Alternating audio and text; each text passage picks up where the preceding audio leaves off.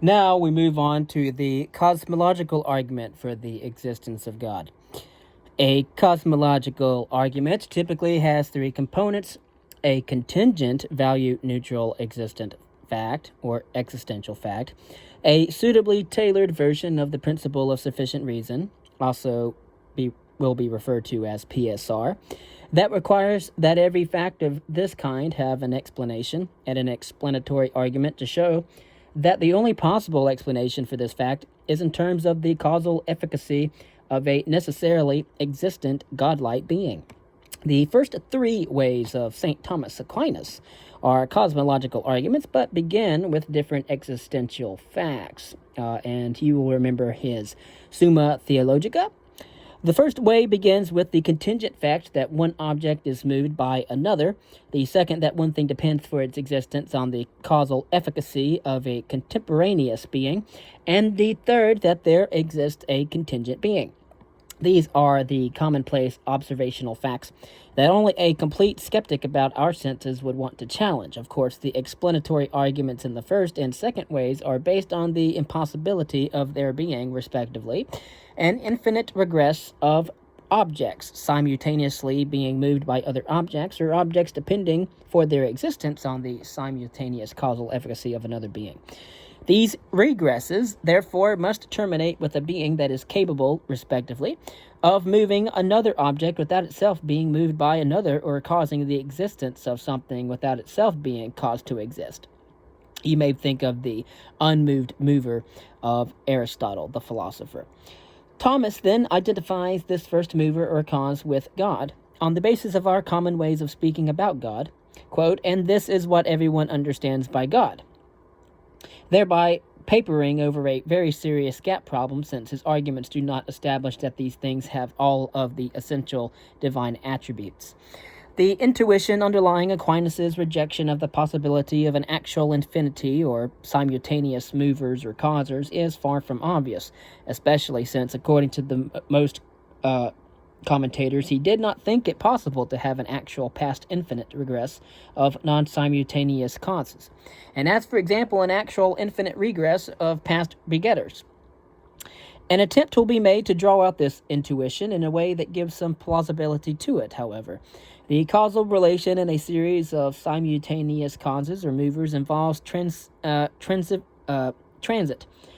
in that if X, for example, simultaneously moves or causes Y, and Y simultaneously moves or causes Z, then X moves or causes Z. Non-simultaneous causation is not transitive, since even though you were begotten or born by your parents, and then they in turn were born by their parents, you were not born by the latter. And so you are not born by your grandparents. One reason that might be given for the impossibility of an actual infinite regress of simultaneous causes or movers is that if there were such a regress, there would be no member of the regress that would be held to be morally responsible, a fit subject of either praise or blame for the initial event or object in the regress. But this cannot be the right reason, since not all causal explanations are forensic in the sense of giving an individual who is to be praised or blamed for the effect. Maybe Aquinas' underlying intuition can be fleshed out by considering these two examples.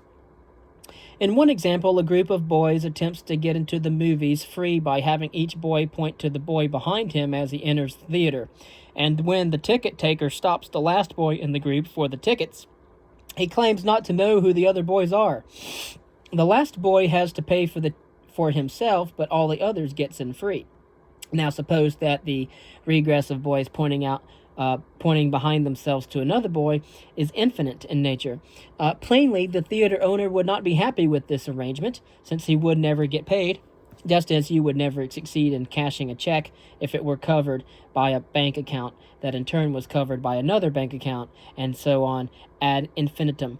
A system of credit, like a succession of boys entering a theater, must terminate with some actual cash. A second example involves a train of cars that simultaneously push each other, such that the first car is simultaneously moved by a second, and the second by a third, and so on ad infinitum. Of course, a while back I saw a four-car collision, one car hitting another car, and the car behind that hitting the car in front of that, and the car behind that car hitting the car in front of that, and so on.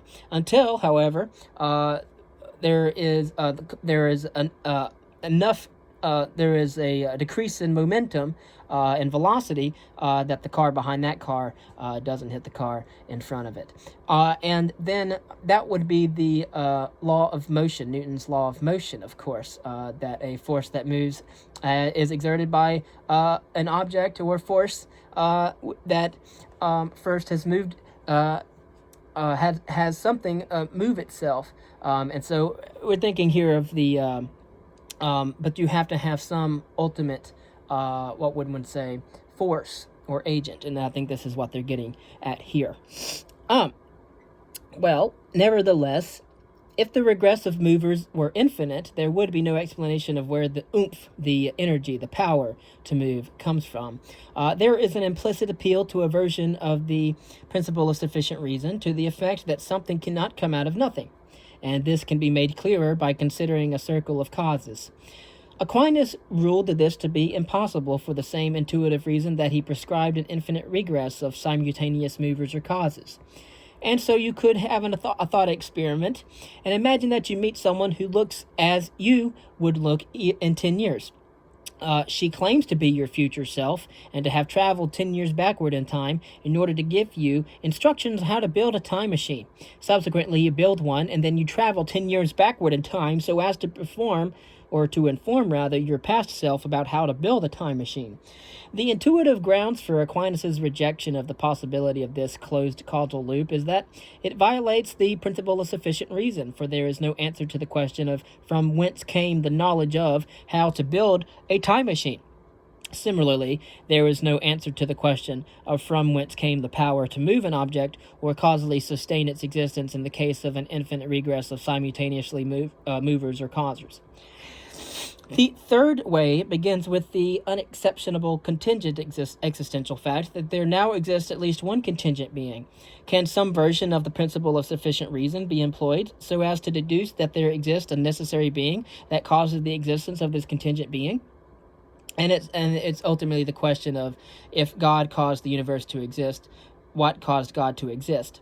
A contingent being has the possibility of not being, and thus given an infinite number of times, either through an infinitely extended past or a past time interval that is comprised of an infinity of movements or moments in time, this possibility would be realized at some past time. Each moment is like a roll of the dice. It is chance, or at least an opportunity for this possibility to be realized. The principle of sufficient reason tells us that something cannot come out of nothing, so there has to be a cause of this being's coming into existence at this past time. Therefore, something had to cause this being to come into being out of nothing. But why could not this cause be itself a contingent being in it, and it, in turn, be caused to begin to exist by an even earlier contingent being, and so on ad infinitum? Aquinas' answer to this, as to why this regress of contingent beings is impossible, seems to commit an egregious quantifictational blunder. For he says that if there were to exist only contingent beings, then since for each of them there is a past time at which it does not exist, there is a past time at which each one of them does not exist. And if there ever were nothing, then given the principle of sufficient reason, nothing would subsequently exist, which contradicts the patent existential fact that there now exists at least one contingent being. This argument seems to commit the same mistake as is committed by inferring from the fact that for every woman there is a man, that there is a man who is for every woman. Talk about polygamy. In logical terms, that fallacy is greatly implied.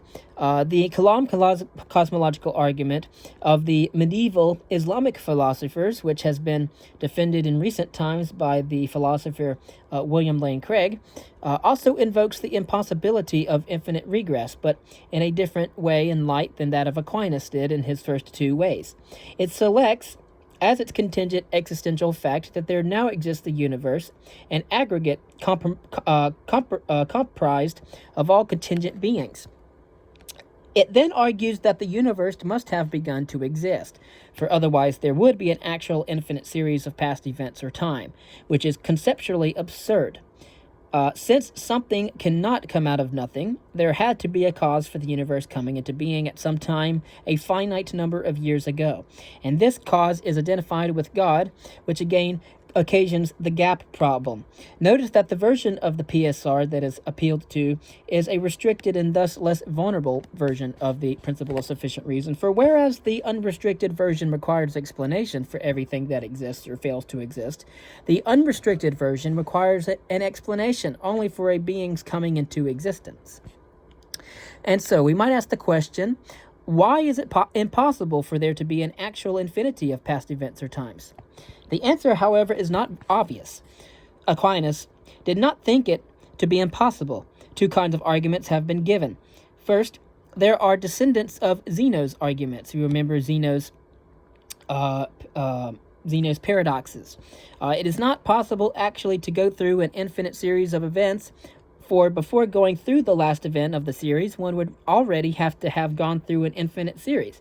And before the second last event, one would already had to have traversed an infinite series, and so on. The task could never have begun in the first place. But if there were an actual infinity of past events, then our world has traversed an infinite set of events, which is impossible. This argument depends on an anthropocentric notion of going through a set. The universe does not go through a set of events in the sense of planning which to go through first in order to get through the second, and so on and so on.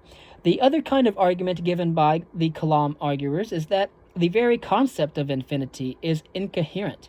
Imagine a Hilbert's hotel where there are infinitely many rooms numbered 1, 2, 3, 4, 5, 6, and so on, and where even if all rooms are occupied, space can always be found for a new visitor by shifting the occupant of room 1 to room 2 and moving room 2's occupant to room 3 and room 3's occupant to room 4, and so on, etc. The slogan outside the hotel would say, quote, "always full, always room for more," end quote. And the Kalam arguer takes this to be incoherent. Or consider an infinite series of events, again, numbered 1, 2, 3, 4, 5, 6, 7, etc. Then the subseries consisting of the even-numbered events should have fewer events in it. But in fact it does not, as can be seen by actually writing the two series one on top of the other, and noting that each member of the top series corresponds precisely to each member of the bottom series. Hence, the series of even-numbered events is both smaller and not smaller than the upper series. These arguments against an actual infinity, however, are all based on a confusion between the notions of bigger than. One notion is numerical. A set is bigger or greater than that of another if it has a greater number of members. The other notion is in terms of part-to-whole relations. A whole is bigger than any proper part. When dealing with infinite quantities, anything that is bigger in the part-to-whole sense is also bigger in the numerical sense as well. But this is not so in the case of infinite quantities. Although in the part-to-whole sense there are more people in the hotel after a new guest arrives, and indeed there are more members of the original series of events, in the numerical sense there are not, however. Indeed, mathematicians take the failure of the part-to-whole sense of bigger than to imply the numerical sense to be the defining feature of infinity, and probably the most powerful of the traditional cosmological arguments, since it involves the least amount of conceptual baggage and controversial assumptions, is the one given by Sir Isaac Newton's follower, Samuel Clarke. At the beginning of the 18th century, beginning of the early 1700s, like the Kalam argument, Samuel Clarke, a follower again of Sir Isaac Newton, begins with the contingent existential fact that there now exists an aggregate of all the contingent beings there are. But unlike this argument, it does not have to invoke any controversial claims about the impossibility of infinite aggregates. It demands an explanation for the existence of the universe on the basis of a more general version of the principle of sufficient reason than the one employed in the Kalam argument. And this is so, namely, that there is an explanation for the existence of every contingent being, even if it always existed. For explanatory purposes, the universe itself counts as a contingent being, since it is an aggregate of all the contingent beings there are. or it is the thing that which exists and out of which everything else exists. It therefore must have a causal explainer, but this cause cannot be a contingent being. For if a contingent being were to be the cause, it would have to be a cause of every one of the aggregate's constituents. But since every contingent being is included in this aggregate, it would have to be a cause of itself, which is impossible. The cause, therefore, must be some individual outside the aggregate, and since an impossible individual cannot cause anything, it must be a necessary being that serves as the causal explainer of the aggregate. This holds whether the aggregate contains a finite or infinite number of contingent beings. And even if there were to be, as is possible for Clarke, an infinite past succession of contingent beings, each causing the existence of its immediate successor, there still would need to be a cause of the entire infinite succession. It is at this point that the man David Hume, writing about half a century after that of Clarke in the 18th century, raised that what is considered by many to be a decisive objection to Clarke's argument. He claimed that for any aggregate, whether finite or infinite, if there is for each of its constituents an explanation, then there thereby is an explanation for the entire aggregate. Thus, if there were to be an infinite past succession of contingent beings, each of which causally explains the existence of its immediate successor, there would be an explanation for the entire infinite aggregate, and thus no need to go outside of it and to invoke a necessary being as its cause. And that's why we just believe that the universe exists. We do not need to go outside of the universe and invoke something else that's not necessary. And of course, Hume's claim that explanation is in general agglomerative can be shown to be false. 4. It is possible for there to be a separate explanation for the existence of each constituent in an aggregate, say, each part of an automobile, for example, without there thereby being an explanation of the entire aggregate. The automobile. The explanation for the latter would be above and beyond these several separate explanations for the existence of its constituent parts, as, for example, one that invokes the assembling activity in a factory in Detroit. William Rowe has also given a variant version of Clarke's argument. He chooses as his initial contingent existential fact that there exists at least one contingent being. This is the plaintive cry that one might hear in a coffee house. Quote, "Why is there something rather than nothing?" To which, according to Sidney Morgenbesser, God's response is, "Look, you guys, suppose I created nothing. You still wouldn't be happy." The point of this witticism is that even if there were to be nothing, that is, no contingent beings, the principle of sufficient reason still would require that there be an explanation for this big negative fact. The principle of sufficient reason is an equal opportunity explainer, not giving a privileged status to positive reality. We ask then, why is there something rather than nothing? Simply because there happens to be something rather than nothing. And why does there something that exists? Because it exists. The principle of sufficient reason requires that there be an explanation for the contingent fact that there exists at least one contingent being. It cannot be given in terms of the causal efficacy of another contingent being, since this would result in a vicious circularity. Thus, it must be in terms of the causal efficacy of a necessary being.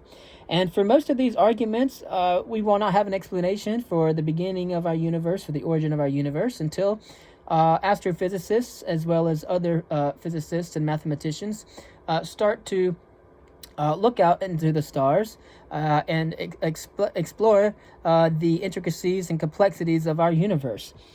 This completes our survey of the traditional cosmological argument. It is now time to evaluate them critically. It was seen that each faced an unresolved gap problem consisting in its failure to show that the first cause, the unmoved mover or necessary being, has all of the essential divine attributes. The most serious form that the gap problem takes concerns the moral qualities of this being. Here the problem of evil has been appealed to by the likes of Hume in order to argue that probably it is not an all-good being, but rather morally indifferent.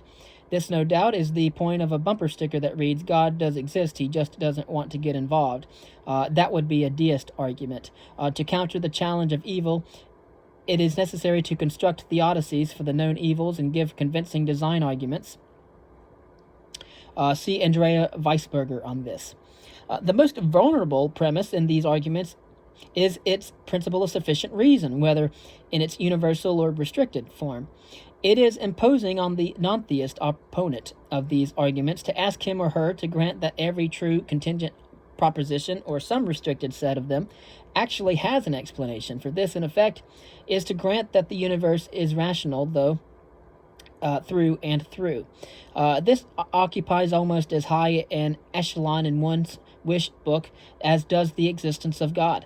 Hume argued that we can conceive of an uncaused event, and since whatever is conceivable is possible in reality, the principle of sufficient reason is false.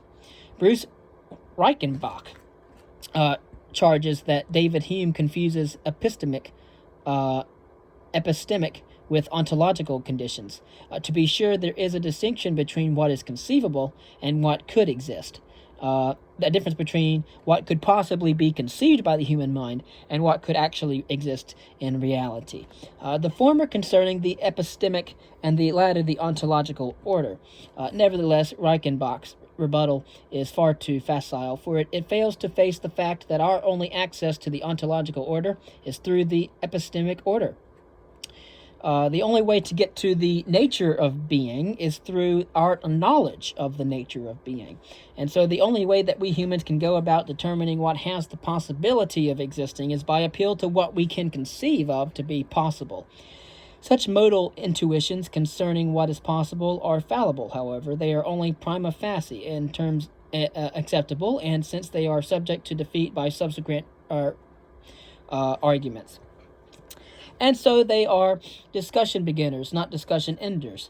In philosophy, we must go with what we ultimately can make intelligible to ourselves at the end of the day by means of science, and after we have made our best philosophical efforts, we must come to a conclusion that satisfies the current time.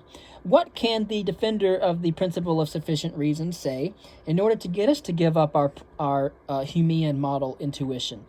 Plainly, the onus is on him or her, since it is he or her, or he or she rather, who uses the principle of sufficient reason as a premise in the cosmological argument.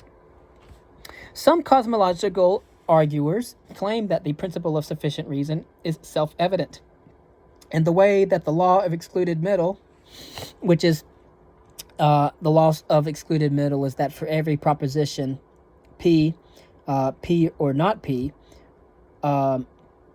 might be, and accuse those who reject this with having a bias against theism. However, claims of self-evidence are of little use to those who are not party to them, just as that the law of excluded middle appears self-evident to us is of no help to those intuitionist mathematicians who do not see it this way. Claims of self-evidence simply end discussions, and accusations of bias are a two-edged sword. And so another way of supporting the principle of sufficient reason is to show that it is pragmatically rational for an inquirer to believe it, since by believing that everything has an explanation, the believer becomes a more ardent and dedicated inquirer, and thus is more apt to find explanations than if he or she did not believe thus. This pragmatic sense of rational concerns the benefits that accrue to the believer of the principle of sufficient reason proposition, as contrasted with the epistemic sense of rational that concerns reasons directed towards supporting the truth of the proposition believed.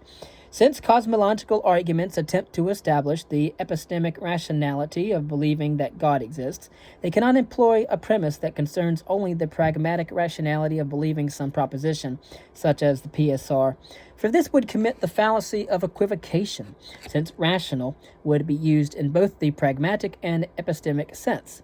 In essence, it would be arguing that it is epistemically rational to believe a proposition because it is pragmatically rational to believe some proposition that is different from which the first proposition follows, or which is needed for the deduction of the first proposition. A more reasonable argument for the PSR is an inductive one based on our numerous and ever increasing successes in explaining contingently true propositions. The problem with such an inductive argument is that there is a significant difference between the contingent events and objects within the universe that form its inductive sample and the universe as a whole, and thus it is risky to infer that what holds for the former also holds for the latter.